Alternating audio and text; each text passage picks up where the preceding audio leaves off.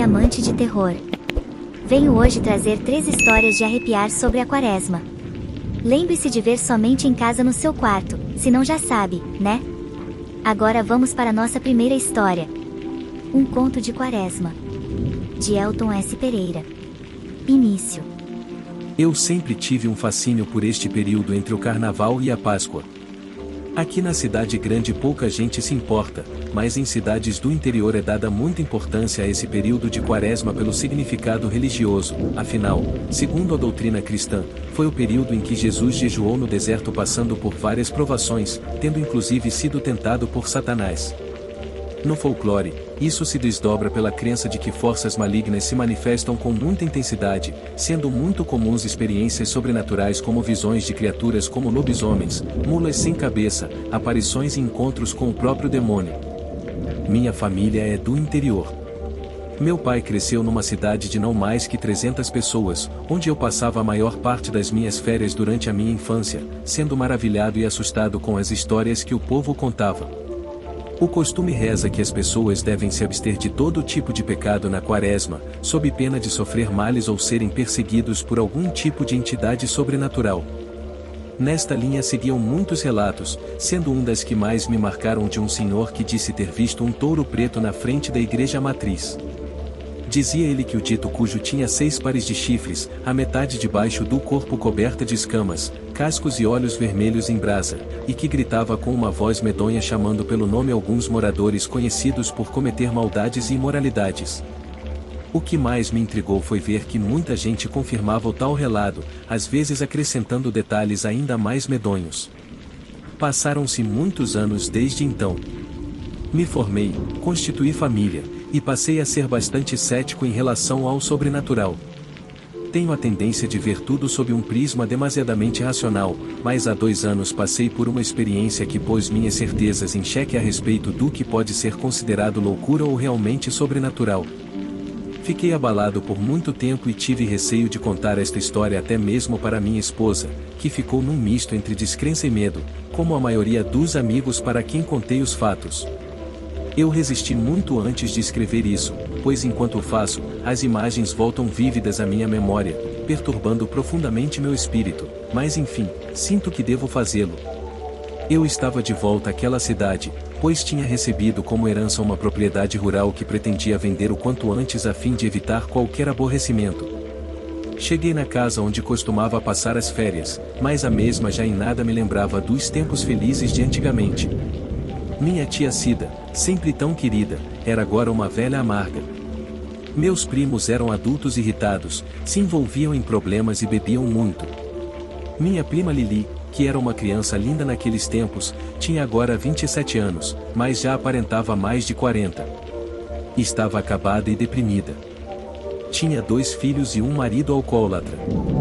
Eu queria sair o quanto antes daquele lugar horrível. Concordamos em vender o sítio e dividir o dinheiro. Levamos um corretor para avaliar a propriedade e seguimos pela estrada num Passat caindo aos pedaços por aquelas estradas horríveis. Quando cheguei ao sítio fiquei desanimado. O lugar era muito distante, quase não tinha benfeitorias e estava bem deteriorado.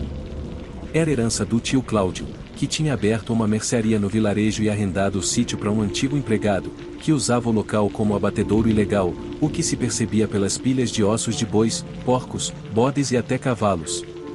O corretor também não parecia animado com a possibilidade de vender aquilo, tanto que já tinha me aconselhado a abrir mão e deixar que meus parentes se virassem com o inventário. Estávamos avaliando o estado de um dos currais quando a tia Cida apontou para o teto. Foi naquele toco lá que ele amarrou a corda. Ele queria morrer mesmo. A corda era grande demais e ele teve que encolher as pernas para conseguir morrer enforcado. Naquela hora decidi seguir o conselho do corretor e deixar tudo para lá. Ouvi um grito da Lili. "Vem cá, demônio! O que você tá fazendo aí, desgraçado?" Ela estava gritando com um dos filhos que tinha se distanciado da gente e brincava com uma caveira de bode. "Cala a boca, sua maluca! Para de ficar falando o nome do coisa ruim aqui. Sabe que a gente tá na Quaresma." Repreendeu tia Cida. É que esse desgraçado não obedece, disse Lili dando um beliscão no filho, e para de chorar. Continuamos avaliando o sítio e aquele ambiente já me dava mal-estar. A casa da sede estava destelhada, cheia de folhas, lixo no chão, haviam cinzas de uma fogueira e cera de vela no meio da cozinha. Comi uma carambola no quintal antes de atravessar o riacho e fomos até o outro lado, na casa do sujeito que arrendava o lugar. A tia Cida queria saber quanto ele ganhava abatendo animais, perguntava várias coisas. Os primos discutiam assuntos inúteis. Prosseguíamos a tarde toda naquela conversa enfadonha, bebendo café ralo e comendo uma linguiça frita de procedência duvidosa. Eu mal podia esperar para aquilo tudo acabar. Quando a prima Lili levantou de repente da cadeira. Cadê aquele capeta? Sumiu de novo? Perguntou para o filho mais velho, que brincava com terra. Não sei. Tu tem que tomar conta do teu irmão, seu burro, e gritou batendo no menino. Vamos procurar ele. Tia Cida saiu da casa e advertiu Lili. Eu tô te falando pra parar de falar esses nomes, menina. Vai acontecer coisa ruim contigo se tu não parar com isso. Eu não aguento mais esses moleques. Disse Lili com raiva, e saiu pelo mato gritando, demônio.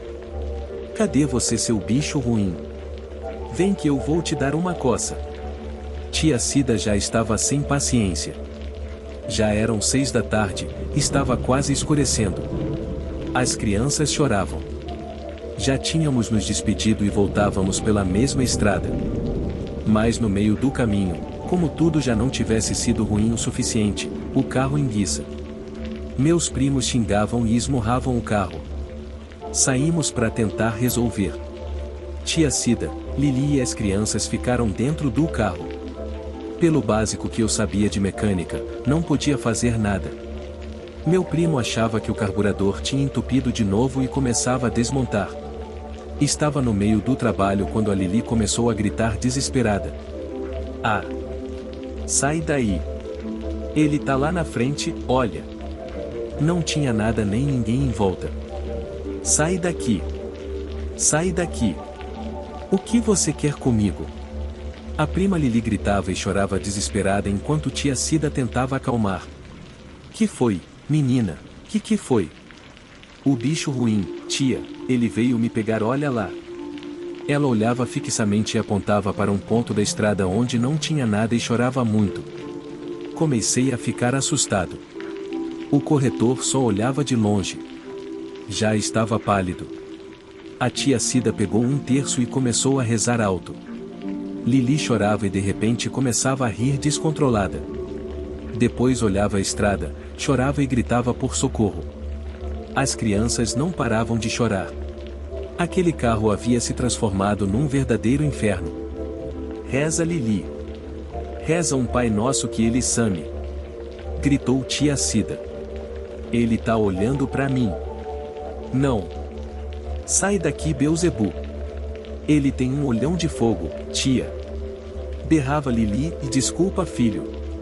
Perdão, Jesus. Tia Cida fez a Lili rezar um Pai Nosso. Ela começou a se acalmar rezando entre soluços deitada no colo da tia. De vez em quando ela dava uma gargalhada só para depois voltar a chorar baixinho. Tentei me concentrar no defeito do carro. Não tinha nada errado com o carburador. Meu primo montou de novo e o carro simplesmente ligou quando girei a chave. Seguimos nosso caminho enquanto Lili continuava chorando baixo e de vez em quando dava uma gargalhada. Tentávamos apenas ignorar aquilo. Chegamos à noite. Me convidaram para jantar e dormir lá, mas recusei e fui dormir no hotel em que já estava hospedado, numa cidade vizinha. Na noite seguinte voltei e a prima Lili estava de cama. Teve uma febre de 40 graus na noite anterior, tinha sofrido de delírios, mas agora estava dormindo. Perguntei para minha tia o que tinha acontecido na estrada. Ela contou para mim ontem. Você não ouviu? Eu disse para ela que isso ia acontecer. Ela chamou o nome do coisa ruim e aquilo apareceu para ela no meio da estrada. Ela disse que o bicho ficou parado. Só olhando para ela e com cara de riso. Disse que ele era vermelho com pele de cobra, andava igual um corcunda, tinha chifre e olhos de fogo. Eu não falei? Foi o tinhoso que apareceu pra ela. Ela tá tendo pesadelo direto.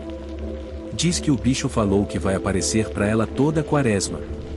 No dia seguinte falei com o advogado e expliquei para todos que estava cedendo minha parte da herança e passei 2 bons anos sem pôr os pés lá. Acabei me convencendo que Lili apenas havia tido uma alucinação sugerida pela tia, além da cultura e crenças locais, que favoreceram tal fenômeno. O processo do inventário ainda caminha a passos lentos. Há alguns dias tive que voltar para aquela cidade e assinar alguns documentos. Soube que a prima Lili ainda estava muito mal, sofria ataques de pânico, tomava tranquilizantes, antidepressivos e precisava ser vigiada, pois se desconfiava que quisesse cometer suicídio. Coitada da Lili. Lembro-me dela na minha infância. Era uma menina tão bonita, tão alegre, e hoje, principalmente nessa época de quaresma, é atormentada por crises e alucinações. Durante a noite, nem ao menos se atreve a olhar para fora de sua casa durante a noite, porque sabe que sempre estará sendo observada pelos olhos de fogo. Segunda história, Encruzilhadas da Quaresma, aventuras sobrenaturais na noite mineira. História de Maria Inês do Carmo. Todas as encruzilhadas, e mais somente à meia-noite, por todos os caminhos na quaresma, com os lobisomens e as mulas sem cabeça. Guimarães Rosen, em Sagarana, p. 202. Se você não é pessoa corajosa o bastante, melhor não andar por Minas no período da quaresma. Nessa época, por aqui, correm soltos e costumam aparecer para os desavisados, entes esquisitos, como fantasmas, espectros e assombrações. Há lugar para tudo e mais alguma coisa que a imaginação popular cria, reconta e preserva de geração em geração. Em minha bucólica infância rural, ninguém precisava dizer às crianças que tempo era. A chegada da quaresma anunciava-se pelo florescer das árvores roxas que salpicavam a mata, pontuando de tristeza a capoeira verde e de receio o coração medroso da meninada. Era a época em que os santos ficavam cobertos com panos roxos, nas igrejas e nas casas. Lá fora o perigo rondava, especialmente à noite, a mula sem cabeça andava desembestada, aparecendo para qualquer um, e o lobisomem surgia com mais frequência e não apenas nas encruzilhadas, ou nas noites de lua cheia, como no resto do ano.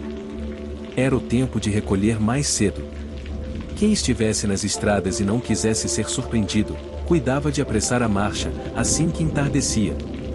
Nas velhas fazendas abandonadas, quase sempre mal assombradas, ocorriam diversas aparições, desde o fantasma da menina morta de tanto apanhar do padrasto, até a moça de branco com algodão no nariz a rogar que lhe tirassem um incômodo que a impedia de respirar. Essa era a que dava mais medo, porque diziam que caso alguém a encontrasse deveria atender o seu pedido. E quem ia ter coragem, estando provavelmente com as pernas bombas, as mãos trêmulas e as calças mijadas? Em praticamente todas as regiões de Minas, nesse período, ainda hoje, ouvem-se relatos incríveis de fantasmas e assombrações. São portas que batem mesmo na total ausência de vento, móveis que rangem e se arrastam sem o toque de ninguém. Na tentativa de acalmar essas horripilantes criaturas, à noite vinham os homens para encomendar as almas. Chegavam na surdina e se apossavam do terreiro. Ao som das matracas, apenas sussurravam uma cantiga triste. Dentro da casa, silêncio absoluto, e era a ordem dos mais velhos e ninguém desobedecia. Às vezes o estalar da madeira do assoalho, ou barulhos inexplicáveis vindos do forro de taquara, aumentavam ainda mais o pavor das crianças, cujo único consolo era embolar-se na cama dos pais. Na cidade, o perigo não era menor. Pontualmente à meia-noite, a égua de 3 patas passava mancando pelo calçamento irregular da rua direita. O cavaleiro, ninguém sabia quem era. Uns diziam que o animal, embora arreado, andava sem condutor. Quando ousávamos espiar pela fresta da janela, víamos as faíscas de fogo brotadas do bater das ferraduras nas pedras do calçamento irregular. As ruas mal iluminadas e a rapidez com que o bicho passava nunca permitiram que identificássemos a figura que o montava, em sua indumentária preta, uma batina, ou uma capa. Além dessas, muitas outras histórias povoam o imaginário popular de nossa Minas Gerais.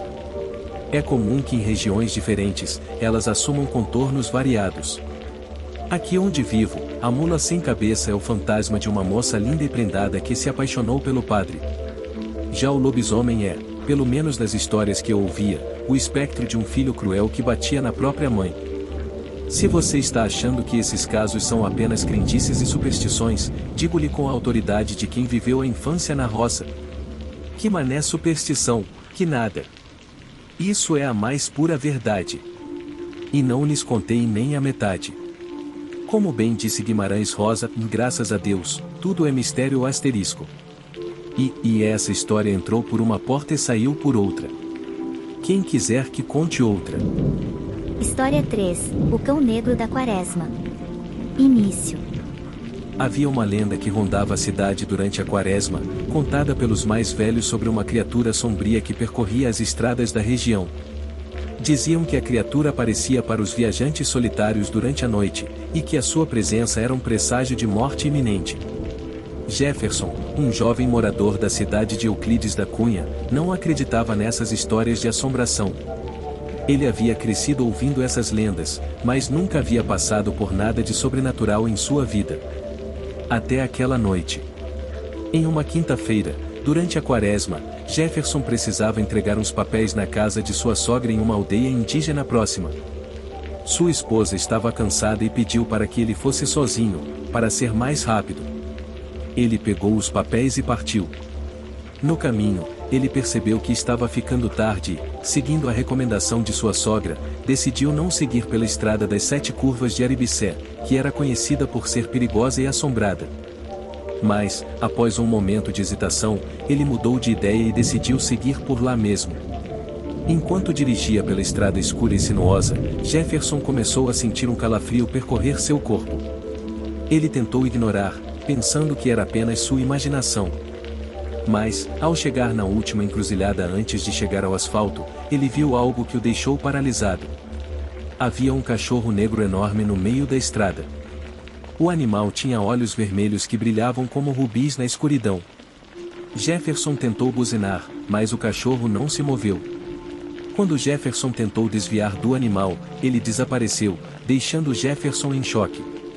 Quando Jefferson finalmente chegou na casa de sua sogra, ele não conseguia parar de pensar naquela criatura que parecia tê-lo seguido. Ele não conseguia mais ignorar as histórias de assombração da Quaresma, e sentia um medo profundo de que aquela criatura sombria voltasse a aparecer em sua vida. Jefferson nunca mais esqueceu aquela noite. Ele tentou se convencer de que o cachorro negro era apenas uma ilusão, mas algo em seu coração dizia o contrário. Ele começou a se perguntar se a criatura sombria da lenda era real, e se ele estava correndo um grande risco ao ignorar esses avisos ancestrais. E assim, a sombra da assombração pairou sobre ele, deixando-o sempre apreensivo e alerta durante a Quaresma. Fim. Antes de sair, deixe seu curtir e se inscreva para receber todas as histórias do nosso canal. Deixe nos comentários, eu tenho medo de Quaresma. Só para sabermos que você chegou até o final do vídeo. Muito obrigado e até a próxima, galerinha do mal.